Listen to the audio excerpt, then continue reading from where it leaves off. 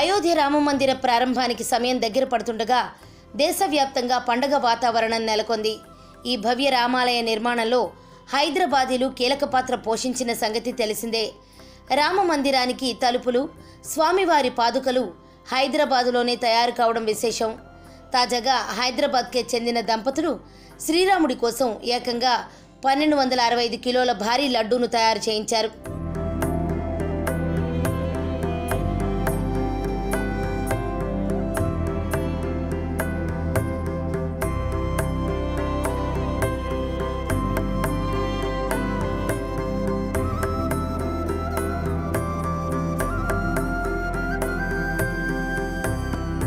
Hyderabad cantonment picket ప్రాంతానికి చెందిన Srirama catering services యజమాని నాగభూషణన్ రెడ్డి, కృష్ణకుమారి దంపతులు అయోధ్య రాముడి కోసం 1265 కిలోల లడ్డూను తయారు చేయించారు.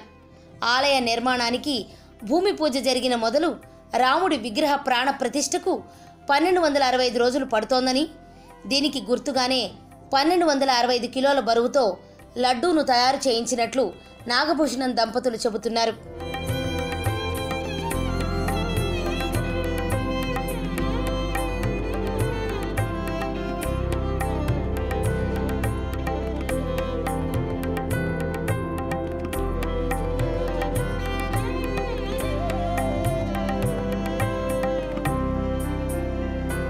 ఆలయ నిర్మాణానికి భూమి పూజ చేసిన రోజునే ప్రాణ ప్రతిష్టకు ఎన్ని రోజులు పడుతుందో అంత బరువున్న లడ్డూను నైవేద్యంగా సమర్పించాలని నిర్ణయించుకున్నామని, దీనిపై శ్రీరామ జన్మభూమి తీర్థక్షేత్ర ట్రస్టు ప్రతినిధి చెంపత్రాయ్ను సంప్రదించి అనుమతులు పొందామని వారు చెబుతున్నారు.